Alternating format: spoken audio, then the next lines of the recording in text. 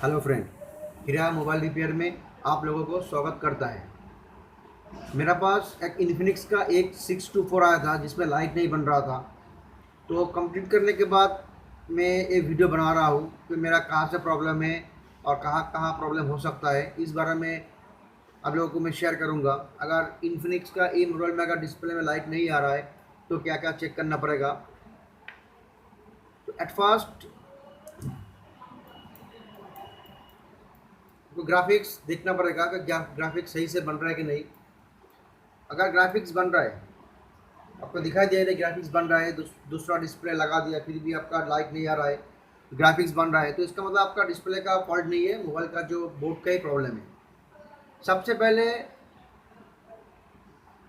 LED anode का जो line है इसका आपको जीआर लेना पड़ेगा। यहाँ पे जीआर आएगा 400 450 ऐसे कुछ जीआर आएगा।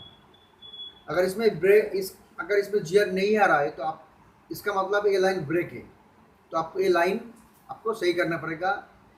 इस लाइन जहाँ जा रहा है वहाँ आपका जीआर लेना पड़ेगा। अगर वहाँ भी आ रहा है तो वहाँ से यहाँ तक, मतलब यहाँ तक आपका जंपर से प्रॉब्लम सॉल्व हो सकता है। ठीक है, ये दो कैथोड लाइन ये भी चेक करना पड़ेगा। इस पर ज़्यादातर बाजार आता है, लेकिन इसमें जो बाजार आएगा वो आपका वैल्यू के साथ बाजार आएगा। मतलब ये बाजार आपका जो बोर्ड का जो कंटेनेटिव बाजार वो नहीं है। इसमें एक रेजिस्टेंस लगा हुआ रहता है और रेजिस्टेंस का कुछ वैल्यू यहाँ शो करता है, इसलिए ये कैथोड का लाइन वेरी इंपॉर्टेंट है। ठीक है, तो अगर ये आपका कुछ वैल्यू के साथ अगर जीआर आ रहा है तो लाइन सही है। अगर इसमें जीआर नहीं आ रहा है तो आपको ये लाइन कहाँ जा रहा है इसका टेस्ट करना पड़ेगा।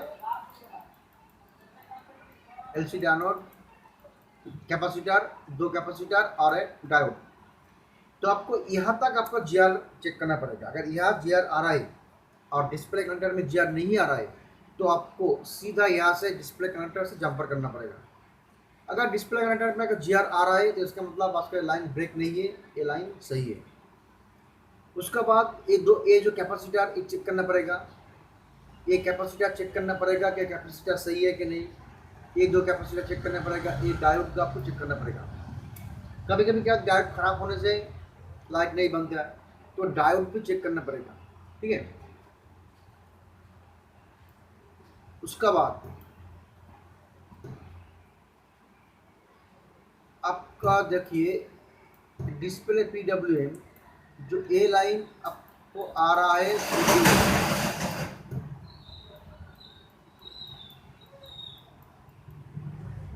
सीपीयू से आ रहा है, तो इस लाइन में आपको जीआर चेक करना पड़ेगा। ठीक है, इसमें जीआर आ रहा है इसका मतलब आपका सीपीयू से डिस्प्ले पीडब्ल्यूएम दे रहा है, सही है लाइन।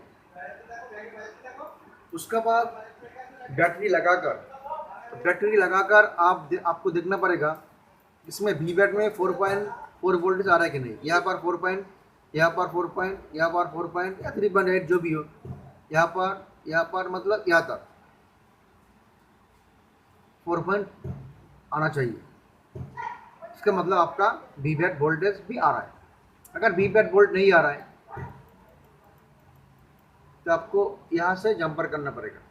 ठीक है, मतलब वी बैट जहाँ जहाँ जा रहा है, मतलब कहीं से भी आप वी बैट यहाँ से जंपर करने से आपका ये 4 वोल्टेज आ जाएगा मैक्स। ठीक है, उसका बाद ये जो तीनों रेजिस्टेंस ये भी आपको चेक करना पड़ेगा, ये कहीं रिमूव तो नहीं हुआ। अगर रिमूव हो जाएगा तो आपको लगाना पड़ेगा। ठीक है, 10 ओम 10 ओम। ठीक है, ये तीनों 10 ओम का रेजिस्टेंस है, ये भी लगाना पड़ेगा। अगर ये ऊपर जाएगा तो लाइट में प्रॉब्लम होगा, लाइट भी नहीं आएगा। ठीक है, अगर आ भी जाएगा तो ज़्यादातर नहीं टिकेगा। उसके बाद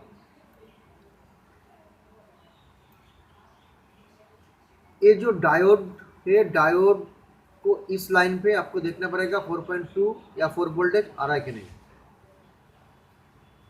उसका बाद आपको एक कॉइल चेक करना पड़ेगा, कॉइल सही है कि नहीं। अगर लाइट नहीं बन रहा है तो पहले आपको इस लाइन में मोबाइल ऑन करके देखना पड़ेगा कि यहाँ पर स्विचिंग हो रहा है कि नहीं। ठीक है, तो डीएसओ के मदद से आप चेक कर सकते हो। यहाँ पे अगर स्विचिंग हो रहा है तो मतलब आपका आईसी काम कर रहा है। अगर यहाँ पे स्विचिंग नहीं हो रहा है तो आपका आईसी काम नहीं कर रहा है। ठीक है, तो इसमें आपको बजर के साथ कुछ वैल्यू शो करेगा, तो मतलब ये लाइन भी सही है।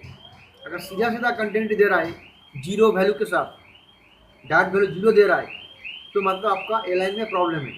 इसमें डायरेक्ट वैल्यू जीरो के साथ कंटेंट नहीं देना चाहिए। ये रेजिस्टेंस आपको रहना पड़ेगा। अगर इसके वैल्यू कम ज़्यादा हो जाएगा तो इसमें ए लाइन में प्रॉब्लम हो सकता है, फिर रेजिस्टेंस चेंज करना पड़ेगा। ठीक है, अगर कभी कभी कैसे होता है, लाइट आ रहा है, थोड़ी देर बाद चल रहा है, उसके बाद लाइट बंद हो जा रहा है, तो पहले आप कॉइल चेंज करिए, क्योंकि कॉइल के खराब होने से ये प्रॉब्लम हो सकता है। ठीक है, और अगर लाइट नहीं बन रहे पहले क्या कर रहे हैं, इसमें पूरा यहाँ पर रोजिन पेस्ट करिए। ठीक है, रोजिन पेस्ट करने के बाद मोबाइल ऑन करिए, फिर आप बोर्ड चेक करिए कोई कंपोनेंट मेल्ट तो नहीं हो रहा है। कभी कभी ऐसा होता है कोई कंपोनेंट अगर हीट हो जाए, मेरे पास ऐसा होता है, रियलमी 5 में ऐसा हो रहा है। मेरा बहुत मैं तो प्रॉब्लम समझ में नहीं पड़ेगा आज हो रहा है। मैं जब रोजिन मोबाइल हीट हो रहा था, जब मैं रोजिन पेस्ट किया, उसके बाद मोबाइल जब ऑन किया देखा मैं डायोड बहुत हीट हो रहा था। ठीक है, डायोड चेंज करते प्रॉब्लम सॉल्व हो गया। तो पहले आप ये भी कर सकते हो, पहले एक बार रोजिन पेस्ट करिए कि कोई कंपोनेंट हीट तो नहीं हो रहा है। अगर हीट हो रहा है तो वो मेल्ट हो जाएगा, उसको वो कंपोनेंट चेंज कर दीजिए, हो जाएगा। अगर आपका यह ऑन करने के बाद यहाँ अगर 4.20 वोल्ट नहीं बन रहा है तो पहले कॉइल चेक करिए, उसके बाद आईसी चेंज करिए, आपका प्रॉब्लम 100% सॉल्व हो जाएगा। ठीक है, और यहाँ से आईसी उठाने के बाद कभी अगर आपको मान लगता है आईसी का प्रॉब्लम है, आईसी उठा दीजिए। ये आईसी ना भी उठाकर यहाँ पे आपको 1.8 आएगा सीपीयू से, वो डिस्प्ले का जो पीडब्ल्यू है यहाँ पे 1.8 आएगा। ठीक है, अगर ये मिसिंग है तो आपका लाइट नहीं होगा। तो ये सब चेक करने के बाद 100% आपका लाइट आ जाएगा। स्टेप बाय स्टेप चेक करिए, 100% आपका लाइट आ जाएगा। तो आज के लिए इतना ही। वीडियो अच्छा लगा तो प्लीज़ चैनल को सब्सक्राइब करिए, बेल आइकन दबा दीजिए इस तरह का वीडियो के लिए। लाइक शेयर कमेंट जरूर करिए गाइस। चलते हैं नेक्स्ट वीडियो के लिए। Okay guys, thank you.